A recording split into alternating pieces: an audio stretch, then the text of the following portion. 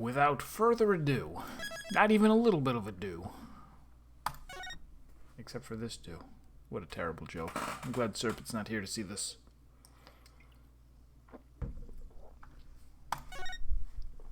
We continue episode 5. Na-na-nan-mai. So we're close to the end of the investigation, the beginning of the court case. I had said last time I was a little bit concerned that we were going to verbatim retrace the 1-4 and 1-5 twist, where we go, our friendly sidekick has a terrible secret past. Hello, Serp.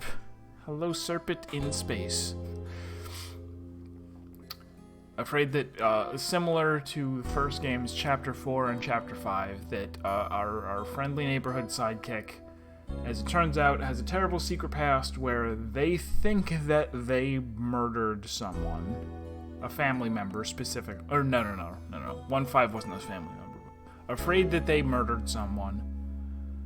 And, the person who seems to be guilty is someone who took the blame for the crime No.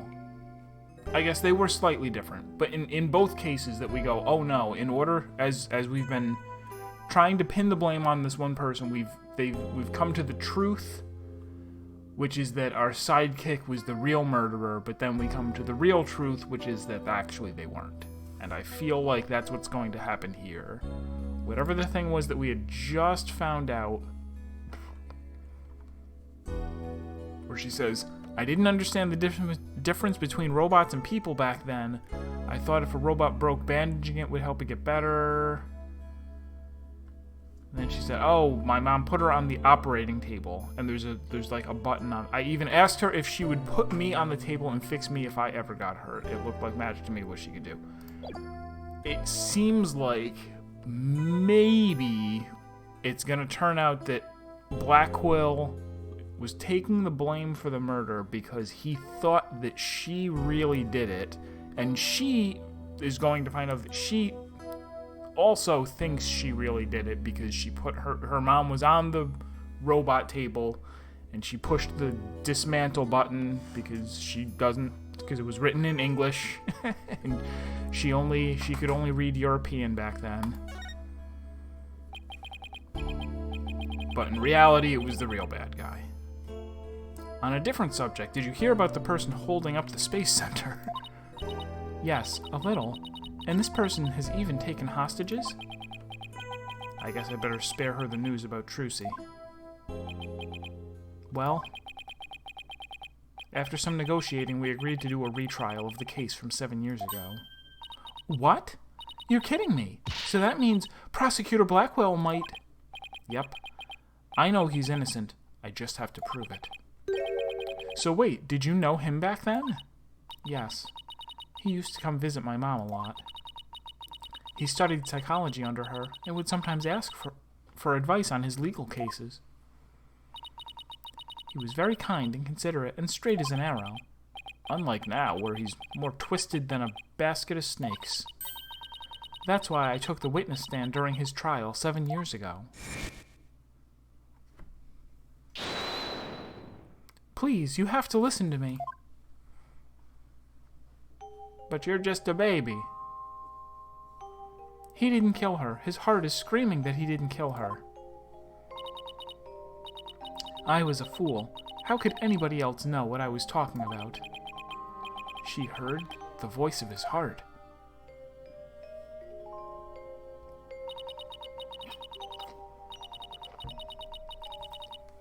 You were only 11 then, right? You were very brave just to give testimony. Pearl is right. You did the very best you could at the time. But nothing I said did any good. I was a shaking and scared little girl, small and ineffectual. Even after I went to live with my relatives in Europe, I stayed closed up in my shell. But you're different now. You're always so bright and cheerful. Thanks. That's because one day, I came to realize that I had to fight. I couldn't give up. I exercised hard and studied hard. I wanted to become the strongest lawyer I could, which requires exercise.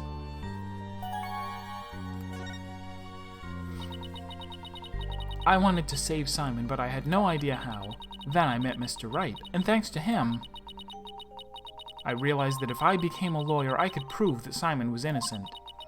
I also realized that psychology could help me do this. I mean, psychology was my mother's specialty. When I studied it, I felt like she was there with me, supporting me.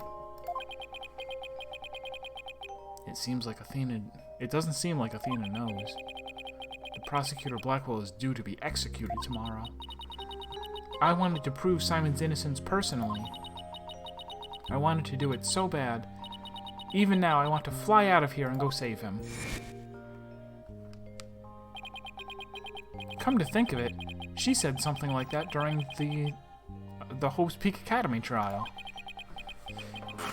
She mentioned there was somebody she wanted to save. She must have been talking about Prosecutor Blackwell. I heard some prison guards say that you had an interview with Simon. How was he? What did he say? No, I can't tell her. But how can I lie to Athena? He was doing well. He was happy about the possibility of being proven innocent. He was? I wonder if he smiled like he used to back then. If I can't prove Prosecutor Blackwell's innocence in this trial, I don't think Athena will ever forgive me. I just have to free him. Failure is not an option here. Thank you for that punch in the face. Ah, I thought you might be here, Mr. Lawyer. Tie hen this! We are. What is it? I couldn't find a single open courtroom. They're all in session. Oh no, but this is an emergency. It's very difficult to interrupt a trial once it's underway.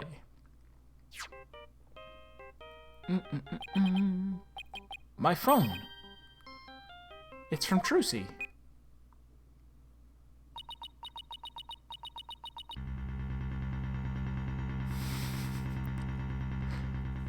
This track. I told you I'd give you 1 hour. I guess it's time to pick one of the hostages. No, wait, we still have a little more time. Besides, all of the courtrooms are being used right now. Make all the excuses you want, but you won't get more time. Your daughter is first. The poor thing. She's a little too young to die, don't you think? No! Don't you dare hurt her. There has to be something I can do. Perhaps if I were to object. The cruelest injustice is about to befall us. No, this can't be happening. Mystic Maya, help us. Wait a minute. Maya? I read somewhere that you were holding a trial in the middle of an exploding courtroom. That must have really been something, although weird is par for the course with you. A courtroom. Blew up. That's it! There is a courtroom we can use after all. Okay, time's up. Too bad. Any last words you'd like to say to her?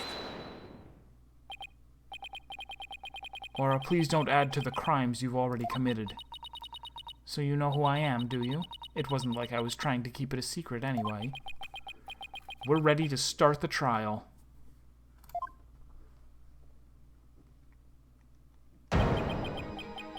We can hold it in the ruins of courtroom number 4, the one blown up by the bomber. Oh, what a wonderful idea, Mr. Ned. I never would have thought of that. An astonishing trial in an astonishing location. I guess it's only befitting. I'll go get the place ready right away. I didn't exactly pick the place for its astonishing factor. Doda. Kokaishitaka? Are you ready to have your brother's innocence proven? My brother? Oh, I'm sorry. Did I forget to mention? It's not Simon you'll be defending. What? Not Prosecutor Blackwell. I indict Athena Sykes on the charge of murdering her own mother. You'll be defending the little princess there, the one behind the glass. What? See you in that mountain of rubble you've chosen for our courtroom, Mr. Wright. What is she talking about? Athena? Of course. Why didn't it ever occur to me before? If Prosecutor Blackwell is innocent, somebody else had to have been the true culprit. Did I? Did I kill my own mother? No. Did you know this?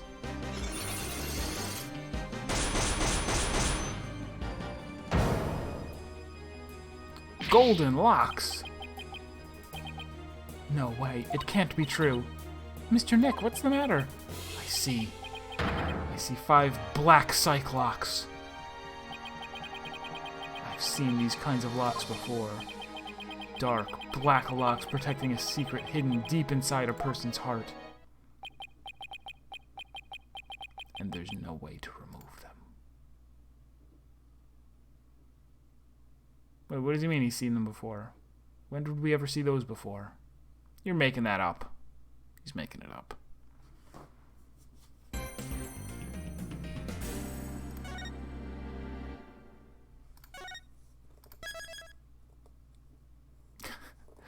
There was, I wound up watching a whole bunch of, like, compilations of reactions to some news from Nintendo yesterday about Smash Brothers.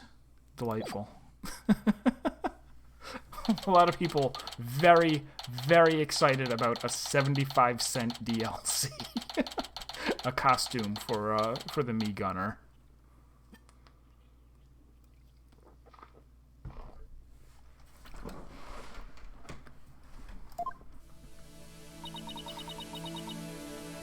I would say I won't ruin the surprise, but you can't really look it up without seeing the title. It's Sans from Undertale. His, because they had, they were like, oh, we released a bunch of skins for the Mii fighters. There's, Goemon from Mystical Ninja, Proto Man and Zero from Mega Man, Team Rocket from Pokemon, and then Megalovania starts playing, and the last skin they showed was Sans. Everybody lost their minds.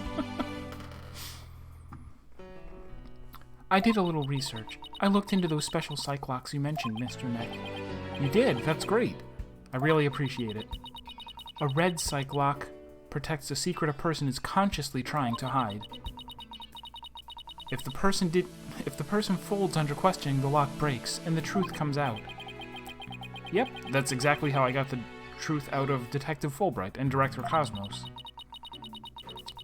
But a black Cyclock protects a secret from the deepest place in a person's heart. A secret that person isn't even consciously aware of. So even they don't know it's there. Athena isn't trying to keep anything from you on purpose. For some reason, part of her heart and her memories are sealed off, even from herself. Okay, so all I have to do is break the Cyclocks. According to my research, a black Cyclock is like a heavy chain wrapped directly around one's heart. If they are ripped off by force, it could cause permanent damage to a person's soul. In other words, if I'm not careful, I could traumatize Athena for good. Gulp. Better save. Pearls, could you stay by Athena's side? She must be suffering under the weight of such a heavy burden. Alright. But will you be alright by yourself, Mr. Neck? I'm up against Edgeworth. I have to be able to give this trial all of my focus and strength. And you can't do that if I'm there. I'll just hold you back. No, that's not it. Sorry what you go, yo. I meant I can relax and concentrate if I knew you were with Athena. You're the only one who can do it, Pearls. Alright. I'll do it then. Good luck, Mr. Nick. Good. Now that my mind is at ease, I'd better get ready. I'll just tidy up the evidence and take out what I don't need.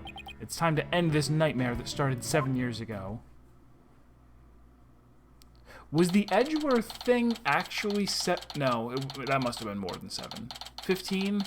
Is that how long passed between DL6 and the present? Oh, I forget. Because they were kids in high school. Edgeworth was like 8 or 9. And then when you face him in court, he's, what, 23, 24? Yeah, sounds about right. Defense, prosecution, and judge. There are even people in the gallery. The roof has been completely blown off and the walls have collapsed. But today, this ruin is my battleground.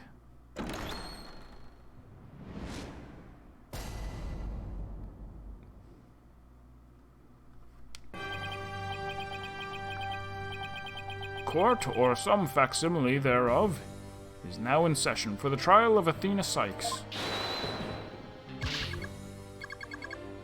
Not a facsimile, old man. This is a proper, official trial. Take this more seriously, or you'll start hearing the bones of the hostages snap. Please try not to upset Ms. Blackwell. I'm begging you. Court is now in session for the very serious and very proper trial of Athena Sykes.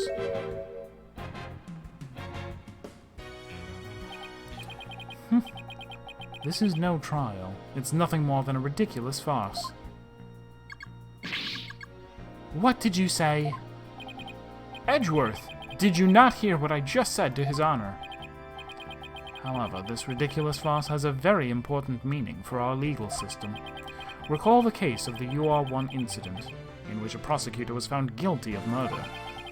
That case ushered in the odious dark age of the law. The law. I see what you're after, if we can find the real truth behind that case today. Precisely. The darkness will be dispelled, and glory shall be returned to the court system. Prosecutor Edgeworth, you sound as if you know something of this truth? I do indeed. A new suspect has emerged in the UR1 case. For 7 years, Simon Blackwell has refused to speak in order to cover for someone else. Brace yourself, Phoenix. Here it comes. I'm sorry, Wright, but the situation is what it is, and I must do what I must. The prosecution moves to indict Athena Sykes on the count of murder in the first degree.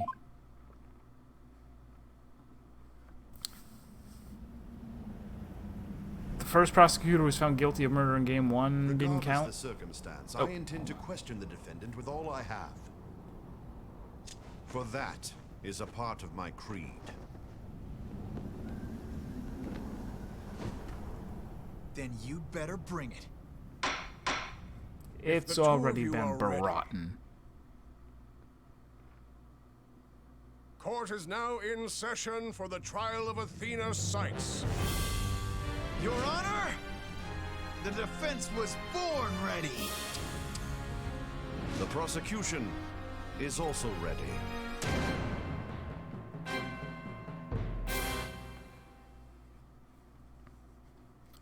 So wait, so which one are you talking about, sir? 1-5?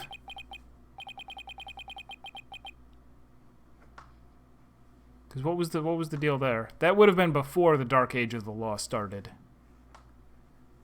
If that's what we're talking about. This immense tension between us, it's like we're picking up right where we left off.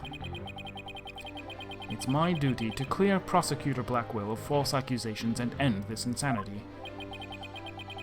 But I have no intention of losing Miss Sykes either. She's a very promising young lawyer. I know without a doubt that Athena is innocent. But I don't think Prosecutor Blackwell did it either. So, do you have any clue who was responsible for the sabotage? At the very least, I know it wasn't Simon Blackwell. I don't know enough to identify the true culprit, but it's clear what that person is, to put it simply. A spy.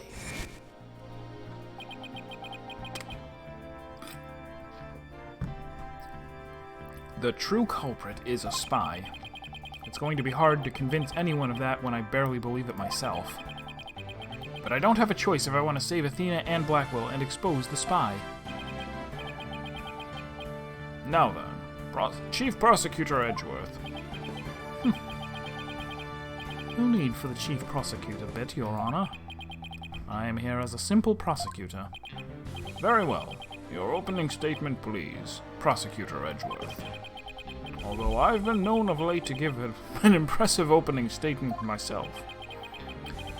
In all of the trials I've ever seen, only the prosecution gives an opening statement. Of course, you're right. I was just joking, just having a little fun. So he wasn't so he wasn't doing them just out of fear. Interesting. Let's start with a brief overview of the UR-1 incident. The incident occurred at the Cosmos Space Center 7 years ago on October 7th. The victim, psychologist Metis Sykes, was killed in the robotics lab on the 4th floor. Athena's mother. Simon Blackwell, a young prosecutor at the time, was found guilty of the crime. There were two deciding factors that led to his guilty verdict. 1. Blackwell was the only person in the corridor to the lab at the time of the murder. And 2. This photo, which captured the moment of the crime. Very incriminating evidence indeed. It would appear that the only conclusion is that Prosecutor Blackwell did indeed... Are you kidding me? I'm not accepting any conclusion of the kind. This opening statement is over. Now, hurry up and call the witness. Excuse me, Ms. Blackwell, but we must follow proper procedure for these things, you know. Or perhaps we should heed her wishes, Your Honor. She is the trial's sponsor, after all. Besides, the courtroom is chilly, and sitting for too long can't be good for your back. Oh, you're very kind to show such concern for the welfare of the elderly. As skilled as ever at playing the court puppeteer, I see. Prosecution calls its first witness. A witness who decided to bring forth new testimony after 7 long years. New testimony? And just who is this witness, anyway?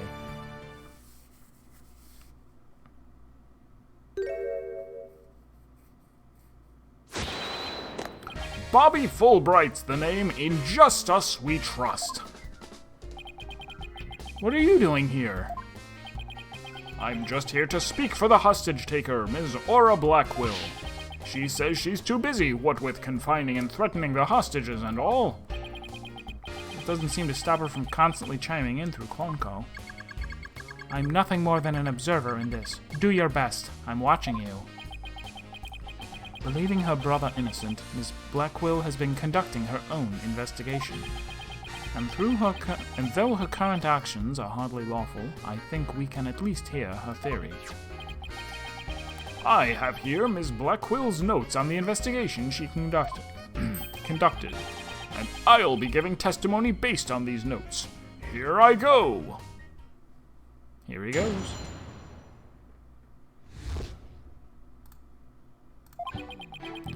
Simon isn't the murderer. He was trying to cover for someone. Someone else was at the scene at the time they say Simon conducted the murder. I mean, if he really was out to steal that moon rock, then why the rolling case? Because he was using it to hide someone inside, that's why.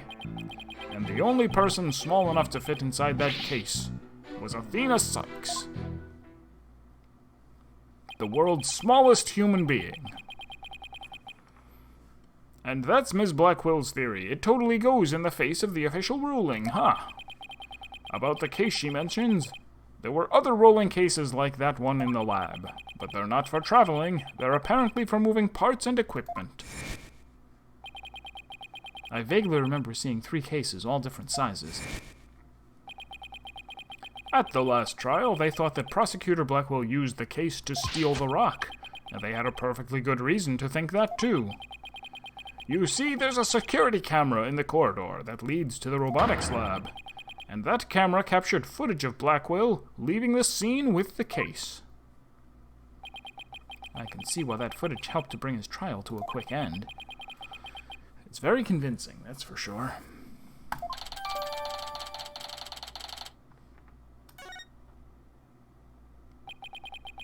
That case, by the way, was later discovered outside on the Space Center grounds. Speaking of after the incident, where was the defendant, Athena Sykes, found? She was found on the 5th floor of the Space Center, in the Sykes family residence. Prosecutor Blackquill most likely brought her there after the incident. In addition, it's unknown where Miss Sykes was at the estimated time of death. Miss Sykes was too confused by the shock of her mother's death to give proper testimony, and there was no witness or evidence to tell us where she might have been. So what you're saying is Miss Sykes didn't have an alibi? That is what the evidence is saying, yes. I understand the reasoning behind the current theory, but I'm far from convinced. The victim is the accused's mother. Are you actually claiming an 11-year-old girl? Of course, the girl had a very strong motive. Dr. Sykes was a psychologist who wrote many papers about speech and emotions. You're aware of Athena Sykes' special ability, aren't you, Your Honor? Are you referring to that therapy thing? Yes, she's done it quite a few times in court. The ability to read emotions from speech and the subject of her mother's research. Well, as long as it benefits society, I don't see any particular problem researching it. I don't like where this is heading. Not one bit. Dr. Sykes was so intent on her research she forced her daughter to undergo experiments. Prosecutor Edgeworth, are you seriously suggesting? I've done my best to be delicate, but even you can't deny it to be true, Mr. Wright. No longer able to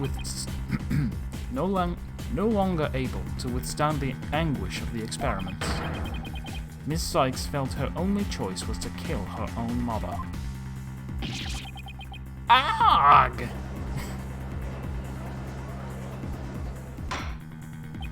Order! Order in the destroyed court. What a tragic story. I hardly want to believe it myself. But we must proceed. Mr. Wright, if you could. Detective Fulbright, please refer to the notes.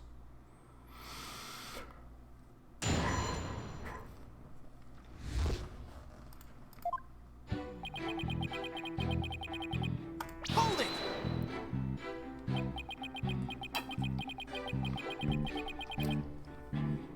So Prosecutor Blackquill willingly accepted a death sentence to protect someone else? Yes, that is precisely what Ms. Blackquill appears to believe. And that is what I believe as well. Prosecutor Blackquill is no murderer, Mr. Wright. But Athena Sykes certainly didn't kill anyone either, Mr. Edgeworth. So it appears that neither of us can afford to go easy on the other. Fine. I expected no less. Ooh, I remember this tense atmosphere. It's so invigorating. I'm only reading notes here, but yeah, I feel extra invigorated too, so let's keep going.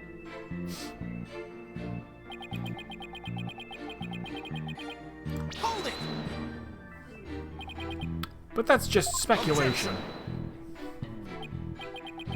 No, Ms. Blackquill has proper grounds for her claims. Objection! Then why didn't you say so in the first place? You're the one who screamed, "Hold it," and cut me off. Fine, so maybe I jumped the gun by a teeny-weeny bit. Now I know what they mean when they say close enough to argue. That's not the thing that people say. Moving on.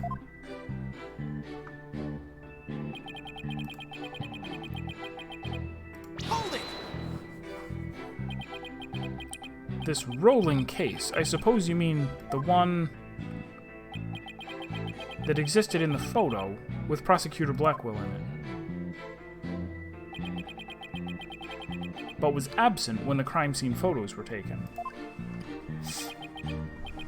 Yes, that's the one, and Ms. Blackquill has drawn a conclusion from these two photos. She has, and what is that conclusion? You're the one with her notes. Oh, right, of course, reading them now, so why the rolling case? Hold it! And how do you propose he hit a person inside one of those cases? Have you forgotten that we just saw such a thing only the other day? At your own daughter's magic show, she fit a grown person into a small box. Oh yeah! Way to ruin the memory of a good day. A magic show? I wish you would have thought to invite me. Actually, I would have liked to go too. My apologies. I'll invite you both next time, I promise. So, wait a minute. What were we talking about again? Prosecutor Blackwell was using the case to hide someone.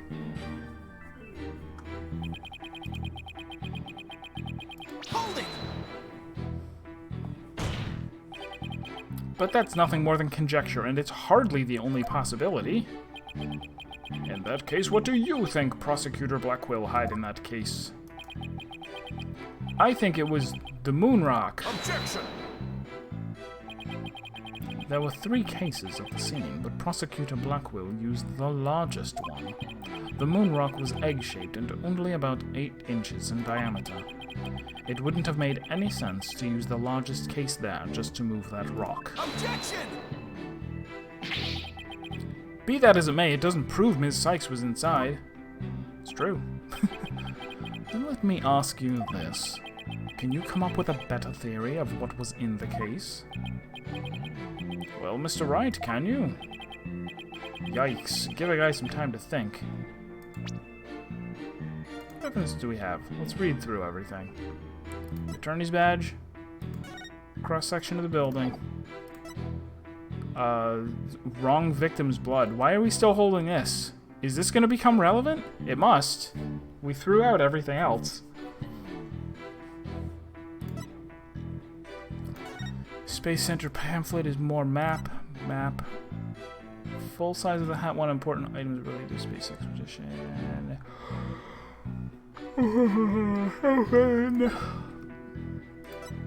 Hope capsule. It was at the crime scene 7 years ago. It was launched into space and only returned to Earth a few days ago. Hat 1 exhibit a newspaper clipping, a photo with people involved in the launch, and the jacket worn by Dr. Sykes. This may be important because of the bandages on the arm. Video showing the corridor to the crime scene. Blackwell was the only one to pass through at the time. There he is. Katana, the weapon used in the murder 7 years ago, belonged to the victim. The victim's blood was found only on the blade, which is very specific. Taken inadvertently, it became conclusive evidence that Simon Black was tried 7 years ago. We see the arm right there. We see the case. We see the window. We see the sword. 7-year-old photos. 2 photos of the body and crime scene. They were taken by the first person to discover the body. She is in the chair. We don't know what... Oh. No, we don't know what that is. Whatever's on the floor. There's the katana, which he left behind. There's her jacket, I guess, which is probably going to have the slash taken out of it. Right? That was why there's a slash in it. The victim's body was found on the operating table. A katana, the victim's staff jacket, and a cart. Oh, that cart. And there's this, which has... That's where the sword goes. And that's where the moon rock was. And that's where the canister... We don't know what that is. Moon rock was stolen. Hope capsule on the workbench. Rolling cases. Robot charging station. Oh, it's a toolkit. Toolkit on the floor. Hanging school and Japanese theater mask on the wall. This autopsy report. The cause of death was a stab wound to the chest. The weapon pierced the heart, and so death was instantaneous. Between 1 and 3 p.m., the what do you call it, would have been open. Robots with a heart. It explains the recognition and communication features of the Ponko series of robots. Can determine the presence of a system with their heartbeat detection system. Recognize people by so at one point we're going to find out that one of the robots thought that somebody was her because they were scanning the jacket. They wore her jacket. Or she was wearing someone else's jacket. Facial features and firm. Okay. Right. Earring. The stone was cut from a real moon rock that was being used for research. Okay.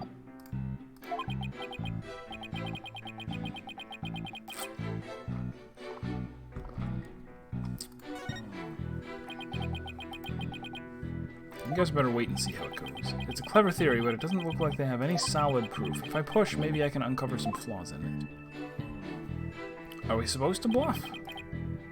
Simon isn't the murderer who was trying to cover for someone. Empty statement. Someone else was at the scene of the crime.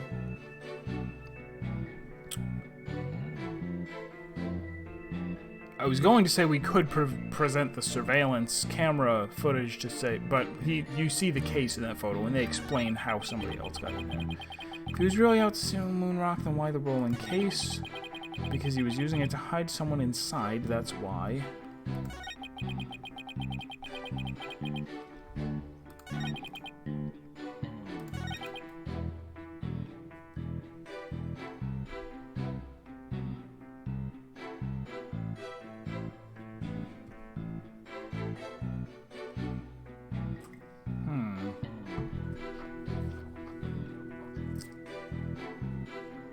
I guess we'll bluff.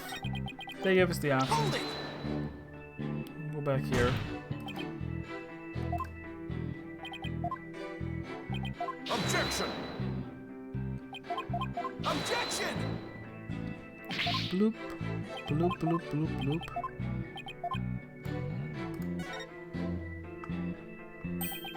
I know exactly what Prosecutor Blackwell carried from the scene.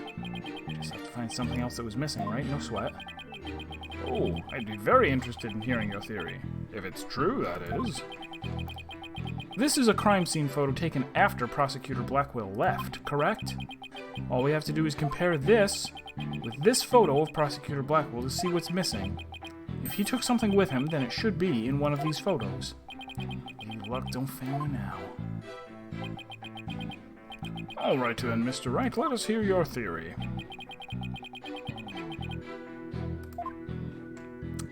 I guess the arm, because it's the only thing in here. Take that! Please notice that there is a robot part on top of the cart in this photo. However, in this photo taken after the crime, the robot part is gone. In other words, this part is something that was taken from the scene of the crime. You do appear to be right. I don't see it in the second picture. But it's just a piece of junk. How important could it be? Is it really just an insignificant robot part? Speaking of which... What are you looking at? I'm gonna start charging for each glance, per eyeball. Stingy, stingy. What happened to the age of free previews? I don't know. Your Honor, about this robot part. Doesn't it look like it could be an arm from that robot there? Well, now that you mention it, it does, doesn't it? But the case is still too big to be practical for just the moon rock and a robot arm. But was it really just the one arm that was in there? If it wasn't Athena in the case, then maybe... I believe there was another robot at the scene that looks just like the one here. Your Honor, it is the defense's assertion that it was this other robot that was in the case. What? Objection! We can't be certain that part belonged to a robot. Yes, it looks like the arm of the one before us, but it could be something else entirely. Besides, it's wrapped entirely in bandaging, making it difficult to verify what it is. Objection! What it is. I know for a fact that it is a robot arm. I can even tell which robot it belonged to, just by looking at it. With this information, we can investigate whether it was there at the time or not. But Mr. Wright, I thought you were... More of the technologically illiterate type. When did you become such an expert? I feel somehow abandoned. Not to worry, Your Honor, I still know next to nothing about machines. But I know this piece of evidence proves which robot the arm belonged to. We just saw it. Is it here? Yes. Take that! The robot in this picture is named Punko. But take a look at Punko's arm. It was Ms. Sykes who bandaged it up like that. She must have thought that machines heal in the same way that people do. What an adorable, naive mistake. It reminds me of my own grandchild. The robot arm at the crime scene had the same bandaging wrapped around it. In other words, this robot arm could belong to none other than Punko.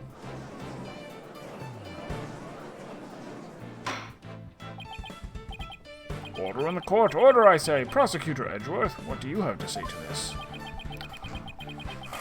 I can see that the robot is about the same size as a child, but it cannot grab its knees and curl itself up into a ball. Even if it was the largest of the cases, the robot couldn't possibly fit in there. The case does come up to about mid-thigh on Prosecutor Blackwell. I see your point. The robot is much taller than that. You've got me there. So then, did Prosecutor Blackwell make Punko fit into the case by dismantling her? Of course Punko would fit. All Prosecutor Blackwell had to do was dismantle her. Once taken apart, the robot could have easily fit inside that rolling case. It appears to be a robot assembly device. Disassemble anything in a flash. Push the dismantle button. That sounds pretty neat. Can I push it, Mr. Nick? It sounds rather violent, but Mr. Wright does have a point there. Objection! Taking apart a piece of machinery is violence now. Except that there was a body on the table where robots are dismantled and assembled. There would have been no room to take the robot apart. Objection! But what if it wasn't done on the table? What if the katana was used instead? What? You mean the sword? Yes, Your Honor. Ms. Blackwell, I'd like your opinion as a woman of science. Isn't it true that the katana could have been used to take the robot apart?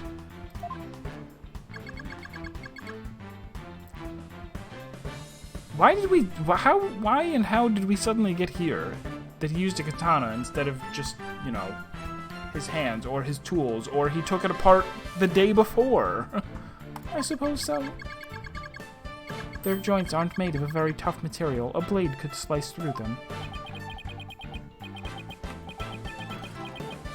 Thank you for your expert opinion, Ms. Blackwell. Thanks to you, we now know that the existence of the severed arm in this photo proves that Punko was taken apart.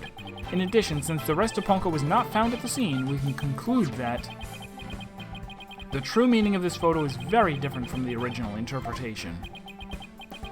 You can't mean... That's exactly what I mean. This photo does not capture the moment of the murder. It is instead a picture of the moment after the robot was sliced apart. The blood you see where the arm was cut off was transferred there by the bloody katana.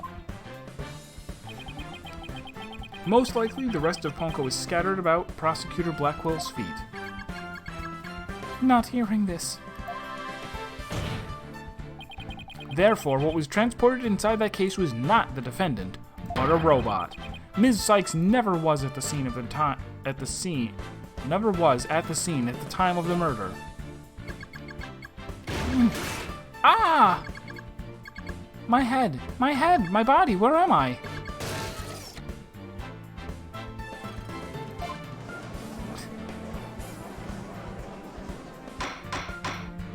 See, I told you didn't need a katana to take apart these robots. Order in the court. It's true that Punko was found in pieces after the murder, and I'll admit I repaired her myself afterwards.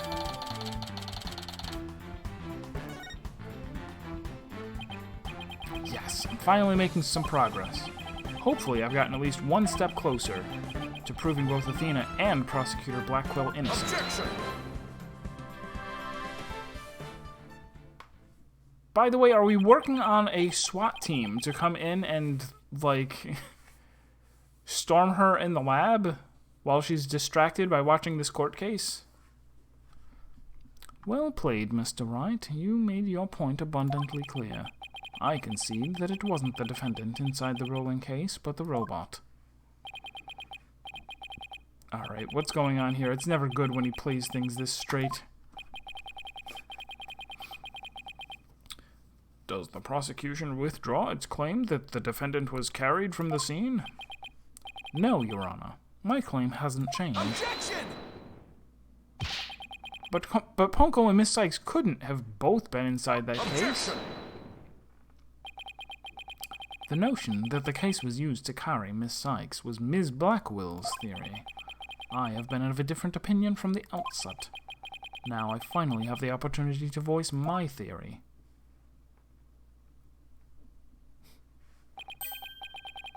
Thanks to the defense. Edgeworth. He's been one step ahead of me this whole time. In that case, how do you propose the defendant left the crime scene? Simple. The footage only shows Prosecutor Blackwell from behind. What's more, he's holding his arm in front of his body, as if he were holding something, or someone. That's hardly evidence. I have proof. The surcoat Prosecutor Blackwell was wearing. The victim's blood was found on the front of it, and the stain had a highly distinctive shape. A blood stain? With a distinctive shape? Please continue, Prosecutor Edgeworth. 7 years ago, the defendant was known to constantly wear a certain item, of which there is only one in the world, a special pair of headphones made just for her. She always wore these big, heavy-looking headphones. She said her mother made them for her as part of her research. Analysis showed the blood stain to be in the exact same shape as these headphones. In other words, this was no mere blood splatter. The blood went from the victim's body to the headphones and then was imprinted onto Prosecutor Blackwell's coat like a stamp. A most gruesome stamp indeed. Blackwell carried Ms. Sykes, who had been hit by the splatter, away from the crime scene. This proves that Athena Sykes was, without question, present at the crime scene. And that concludes the prosecution's argument.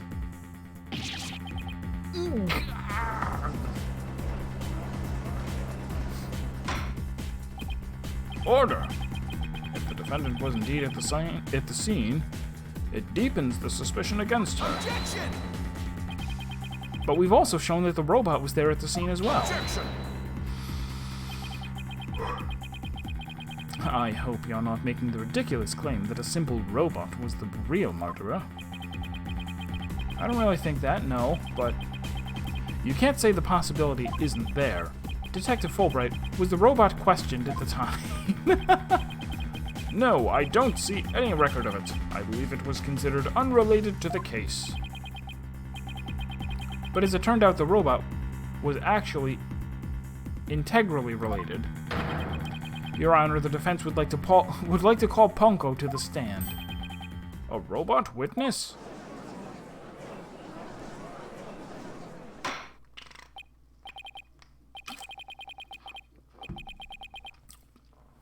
Order. Order in the court. Prosecutor Edgeworth, what do you think about this?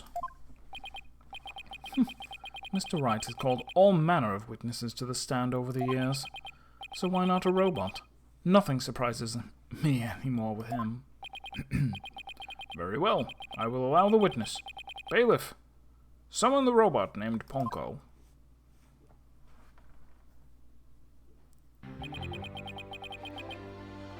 Witness, please state your name and occupation. My name is not Witness, my name is Ponko. Yes, I realize that, but when you are at the witness stand, you are the witness. No, I'm not. I'm Ponko. Say it with me. Why is it mad? What an utterly inflexible little robot. You're the last person who should be calling anybody inflexible. You remind me of my grandchild, who just learned his own name. Oh, how precious.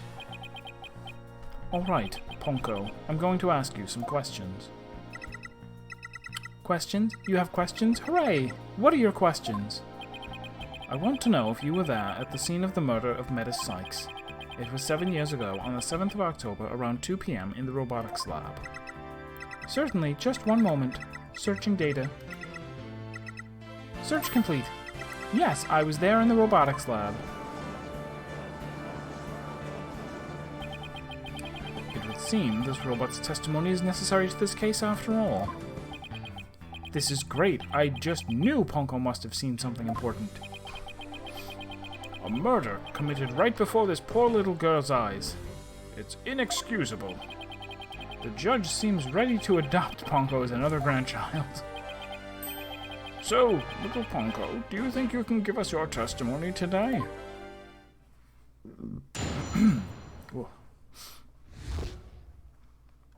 What I saw. I went to the robotics lab at about 2 p.m. for my regular recharge. Just as I was about to charge up, Athena came in and hugged Mommy Metis. And Mommy Metis fell down. After that, I was recharging, so I don't know anything. After I charged up, I was cleaning the room, and Mr. Simon came in. And then an error occurred. There is no data after that point. So we have to remember, this thing does not know. It has faces registered, but it can also recognize people by jacket. So the 3 people that it described right there, any one of them could have been someone else wearing the uniform of someone. Well, it sounds like the defendant was, without question, at the scene. However, it doesn't appear that the witness saw the actual moment of the murder. I disagree. This testimony shows that the defendant did indeed commit the crime. What? At the end of the day, we mustn't forget that the witness is still a machine. Being a robot, its understanding and capacity to express itself are limited. So what are you suggesting? The witness's statements need to be interpreted. For example, the terms hugged and then later fell down. Adults don't usually fall down after being hugged by a child. They don't, but... Yes, what this witness's statements are telling us is that the defendant stabbed the victim with the murder weapon during this moment. What?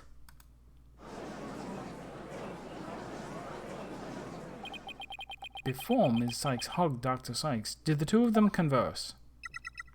Yes, they did. They spoke to each other very loudly, but I don't know what they said. Athena is usually so quiet, so I was surprised. Robots can be surprised. Shut up. Spoke very loudly. We can interpret this to mean they argued. I see. Murder after a heated argument, and then the victim fell down. I agree, that does sound like a reasonable interpretation. However, Ponko doesn't seem to remember anything that happened after that. When I am recharging, I go into sleep mode.